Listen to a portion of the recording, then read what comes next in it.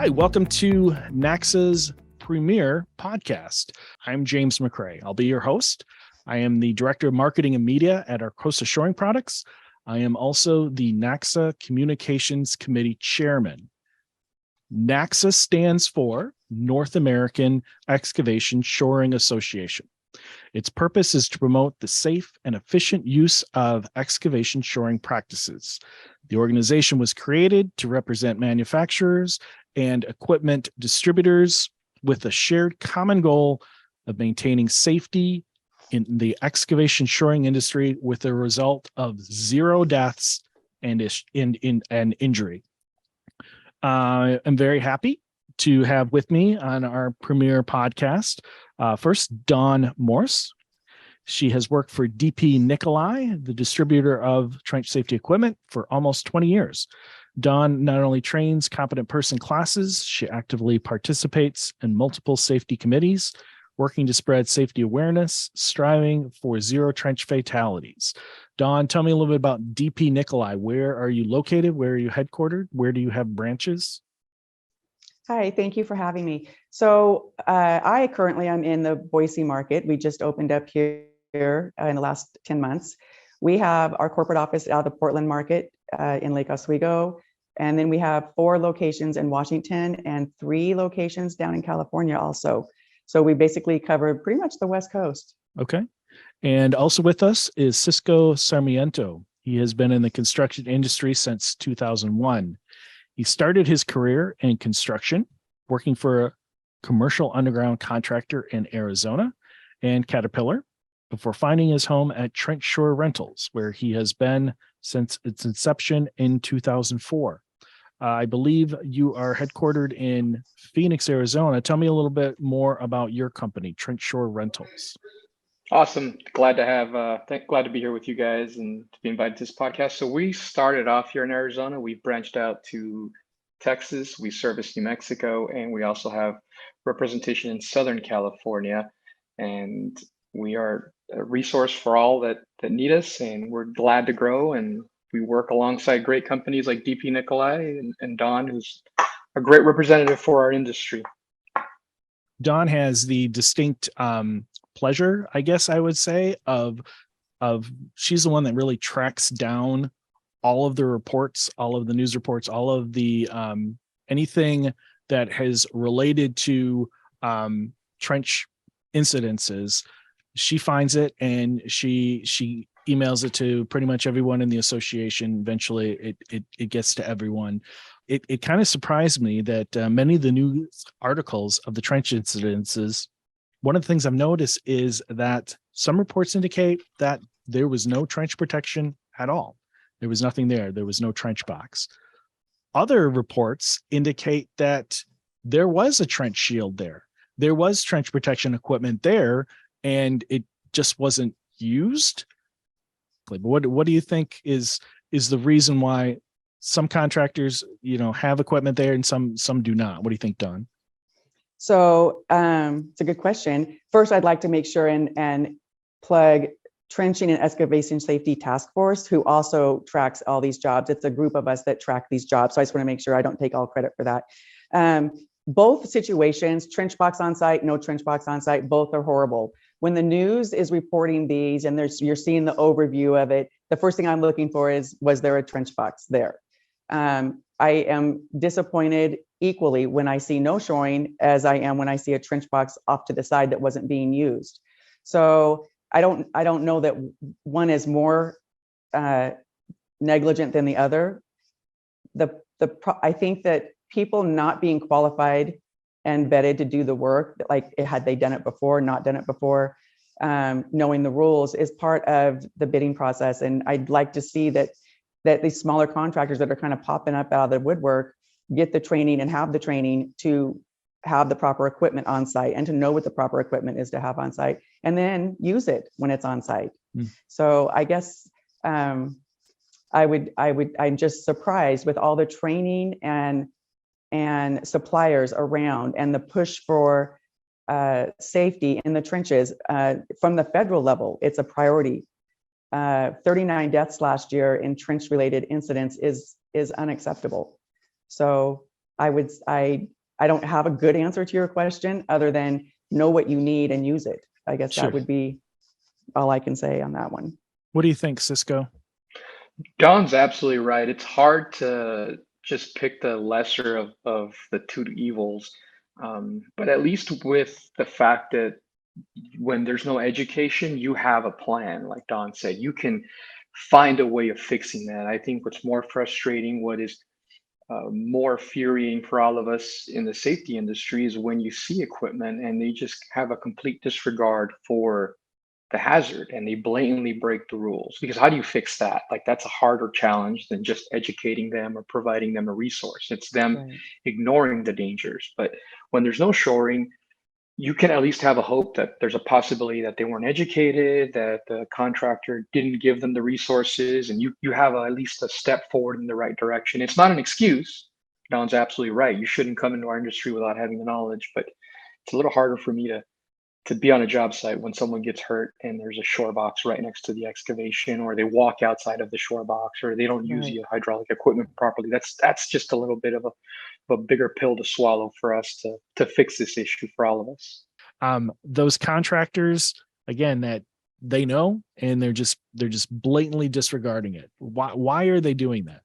What do you think, Don? What's some of the most egregious job sites you've been on where a contractor has really known better, but they're just completely disregarding it? And do you think they're doing that? So I visit a lot of job sites and I do see a lot of really, really interesting attempts or lack of attempts, either way.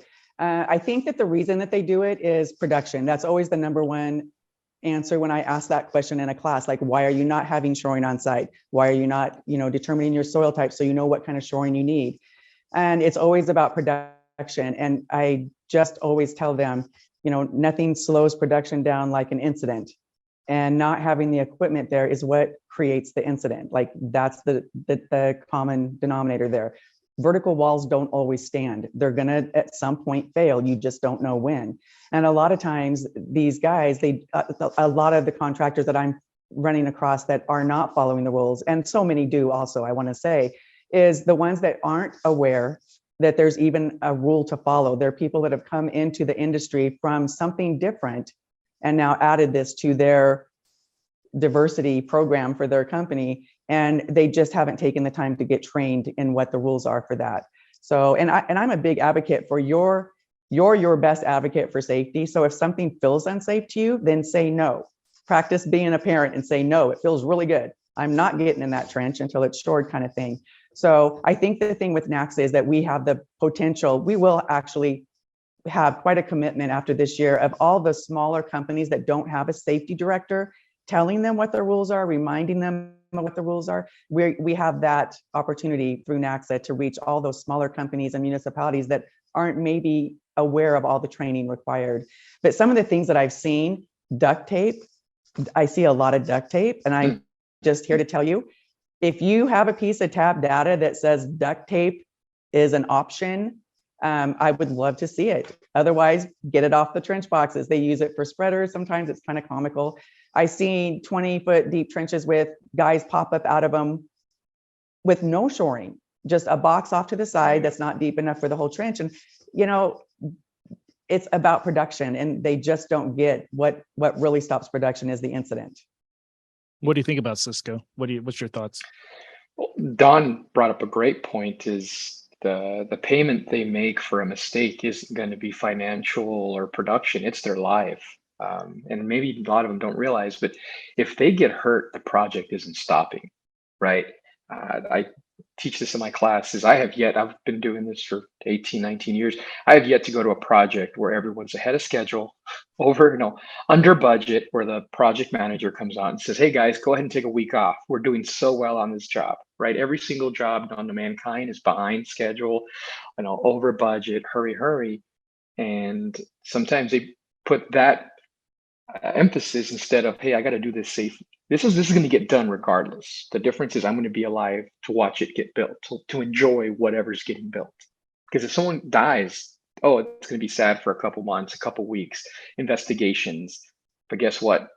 banks got some money into this thing, developers got some money in this thing, it's still going to get built. So taking 20 minutes, taking an hour, getting those resources to do the project, it's the best thing for you. And Don is super correct. And don't wait for anybody else to protect you. You're it, right? Once you've been given that information, you are it. You're the one that has to make the choice to say, nope, this is not right. I'm not going to risk my life over $20 an hour, $40 an hour, whatever it is, just to get the company ahead.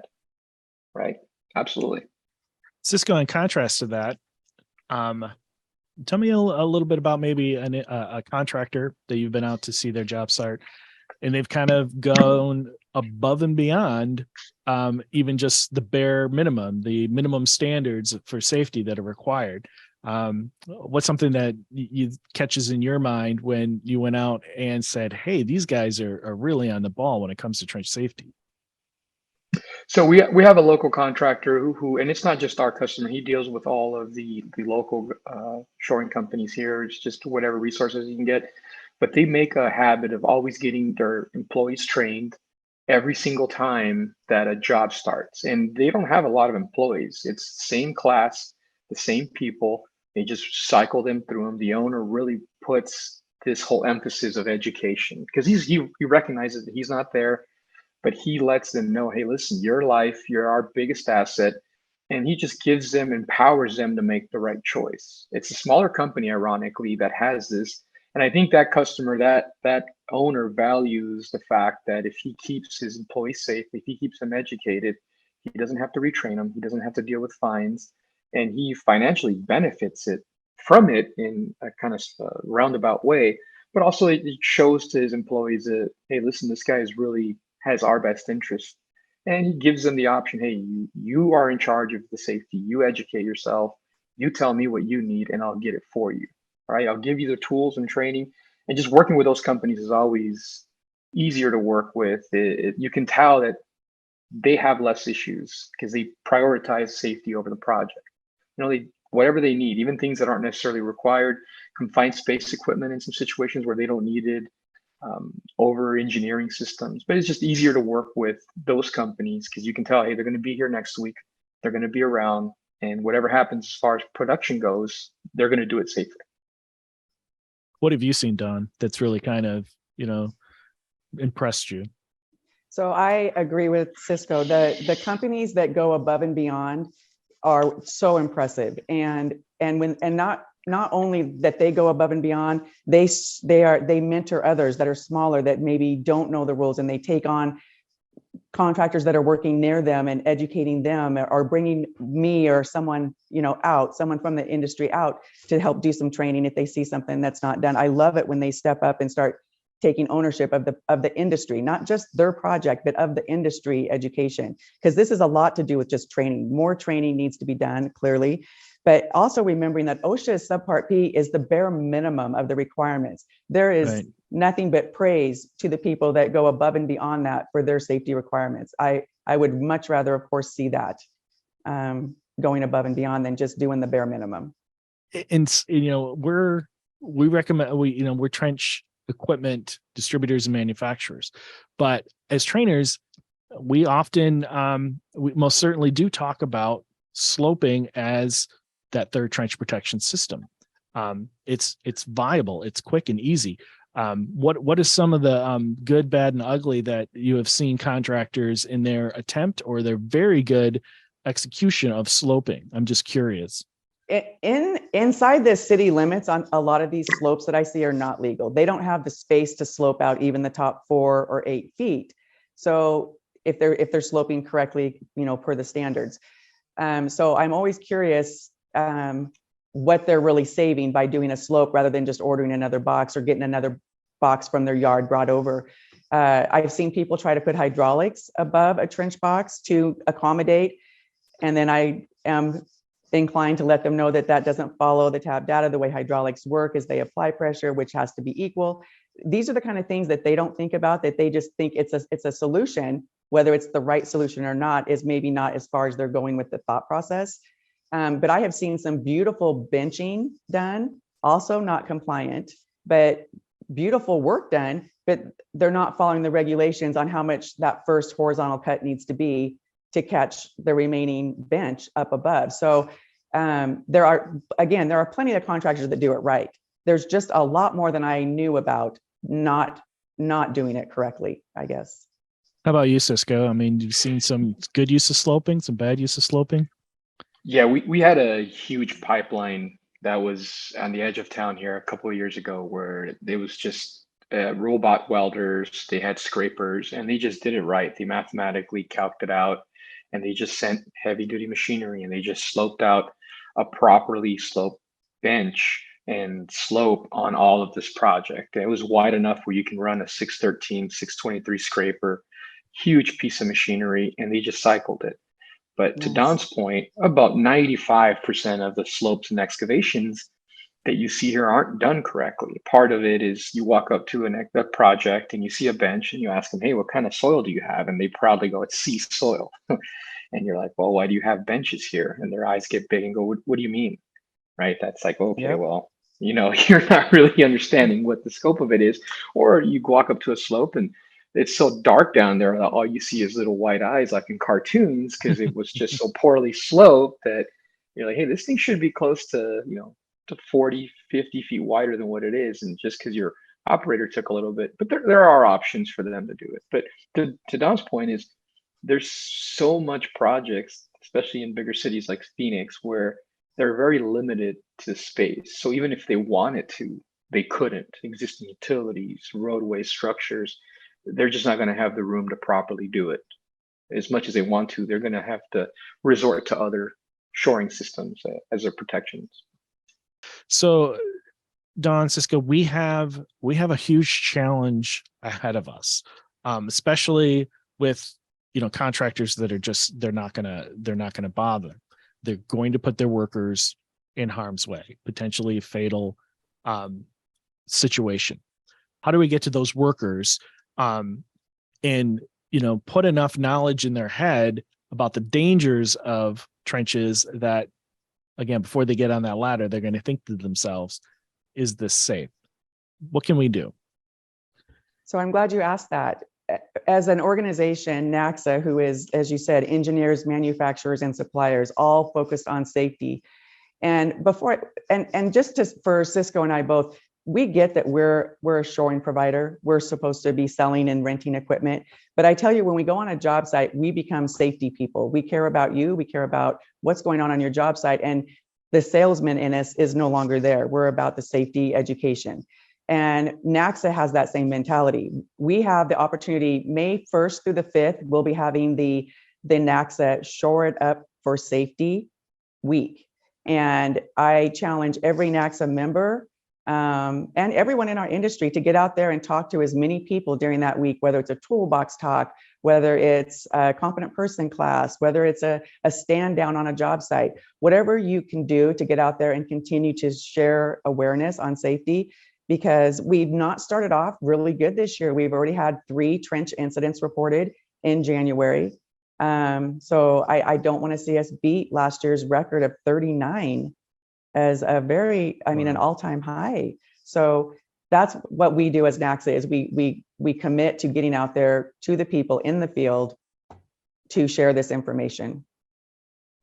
Cisco, what do you think? Yeah, Dawn is on it. Her company did something that we are definitely going to emulate, and that is put on a safety summit. And that's how we're going to tackle it. We've partnered up with NAXSA, and we're going to be spearheading here in a couple of weeks a summit for the Arizona market. And we're hoping that by having that resource, by having that training, it's just a day of educating anyone who wants to come and in giving them that information and putting on real life experience, holes, equipment, speakers, and just sharing that resource with our community.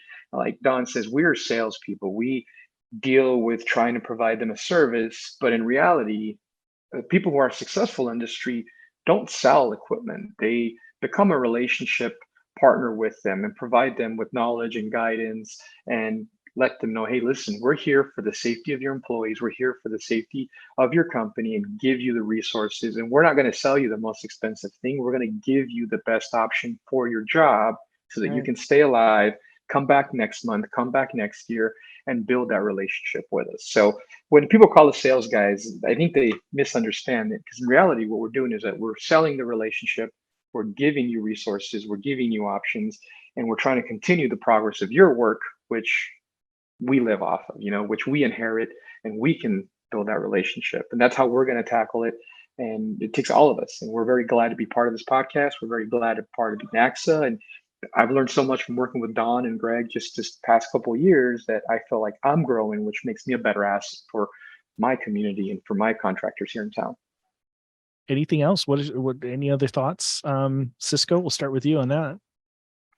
I like the idea of shore up for safety, because I think for a long time, trench safety was something kind of that it was an ingredient in a much larger food of safety, right? And we're taking it and saying, hey, no, this is just as important as fall protection. This is just as important as electricity and all these other hazards. It's, hey, you guys have to recognize that we unfortunately were leading the whole construction industry for a while there in injuries and fatalities. So we're going to do our best to have it be a recognizable hazard and not just blend it in and, hey, here's a couple hours or a couple minutes as far as your safety goes. Hey, here we want to be stand out as our own and help, curb some of these injuries and some of these fatalities and really bring recognition to it. So we're excited about that. And I think Don's also working on being part of the, remind me again, the terminology for the application, Don, the federal training